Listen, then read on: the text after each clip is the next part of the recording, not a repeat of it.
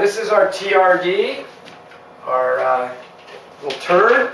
We call it a tri-radial displacement, and it's a brand new concept we've been working on. It's kind of what we started off with, our short, wide, and thick does the trick series, and there's some pretty interesting design factors in this board. It's actually a lot of very complex design. There's a lot going on in this little board. Fortunately, it all comes together in a real good symbiotic relationship, so it rides very easily. You don't have to think about all the complexity. But as a designer, there's a ton of things going on in it. So what's kind of noticeable about the board is it's just wide, short, and thick. It's got a nice little round nose.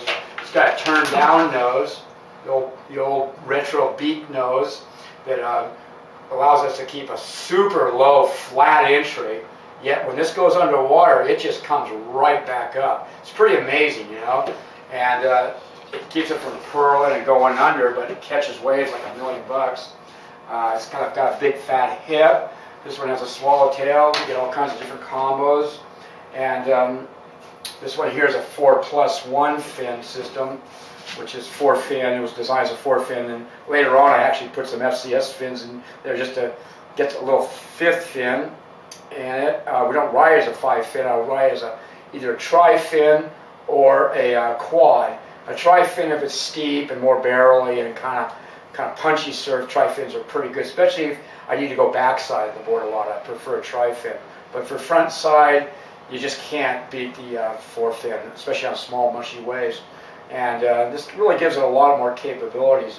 She's got a lot of V, a full V with a double concave off here, and then a nice big deep concave right through here, and coming up to a flat right where the nose lifts up. But probably the most striking thing about the board is what we call the S-deck.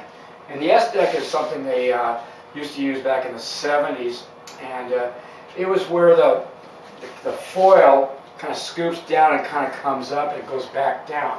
So it almost looks like a hump on the top. And so it places, the majority of the foam is right between your feet.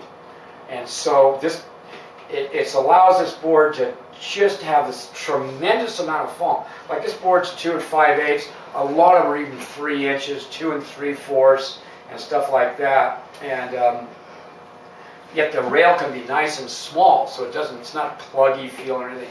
But it really puts the foam right between your legs and allows you to pivot very fast. So this was kind of an answer to the Fish, which was very popular for a few years. And then a lot of people wanted something that would surf more like a conventional board, and it would be more up and down and more loopy, where Fishes are really good for going down the line they drive. Some people just sort of got bored with that, so they wanted to get something that surfed like a normal board.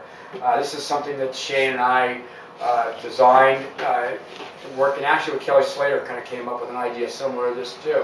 And showed Shane and they showed me, and we've kind of been working on this design for a few years now, and it's been really successful. And if you ever get a chance, look it on YouTube, is Dorian Ride in El Salvador. It's a little 5.3 turd. And this is my personal board, so it's a little bit bigger than the ones he rides, and a little 5'10" here.